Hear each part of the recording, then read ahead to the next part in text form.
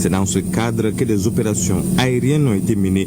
Ainsi, sur la base de renseignements précis, une patrouille FAMA a mené des frappes sur un objectif ennemi situé à 65 km à l'est de la ville de Nioro. L'opération qui s'est déroulée ce jeudi a permis de détruire complètement le refuge terroriste. Plusieurs éléments ont été neutralisés et du matériel détruit. La traque des groupes obscurantistes se poursuit sur toute l'étendue du territoire avec abnégation et engagement de toutes les forces de défense et de sécurité. À Séribala, suite à des renseignements faisant état de la présence de terroristes hier mercredi, une patrouille FAMA dans la localité s'est immédiatement mise à la traque. Le groupe terroriste a été intercepté et stoppé net. Le bilan fait état d'une dizaine de terroristes neutralisés, d'importantes quantités de matériel saisi, dont des armes, plusieurs motos et du matériel de communication. Le ratissage se poursuit. Les FAMA continuent de renforcer le maillage territorial, ce qui permet de débusquer et neutraliser les groupes armés terroristes. Terrain de 81 hectares soulève déjà les murs de 731 logements sociaux destinés aux militaires. Dans le cadre d'un projet de construction de 1000 logements au profit des forces de défense et de sécurité à Kati.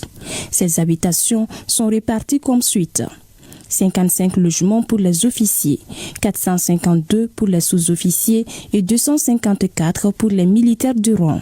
Sur place, le secrétaire général du ministère de la Défense et des anciens combattants a pu constater l'avancement des travaux réalisés à plus de 57% malgré les difficultés rencontrées par les entreprises maliennes de construction. Le constat est que les travaux ici avancent à grands pas.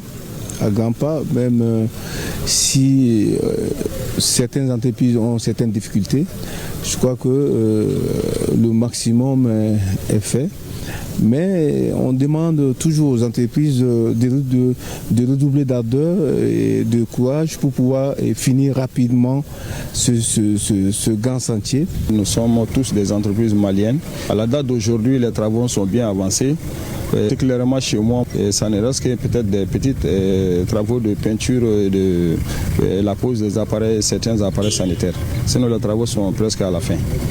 Ce joyau architectural qui se dessine déjà à l'horizon offrira un cadre de vie moderne aux hommes et aux femmes des forces de défense et de sécurité.